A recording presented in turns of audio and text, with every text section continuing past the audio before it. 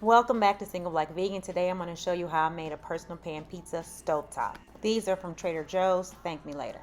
Pizza sauce of your choice. This is the cheese I like because it melts best. First time trying this. It's pretty good though. Go ahead and follow these instructions. Once you flip it over, go ahead and add the pizza sauce and let it cook on that underside. Add the cheese, and I cover it because covering it just keeps in the heat and helps it to melt a lot faster.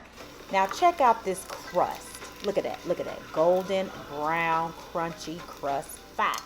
Sauteing the pepperoni and adding it onto what I've already created, and voila, y'all, I have a personal pan pizza cooked on stove top. Now, of course, you know you can add all the different type of toppings that you like, and this is my first time doing this, so I'm gonna get better as I do this again. Thank you guys so much for watching. Don't forget to like, comment, and subscribe.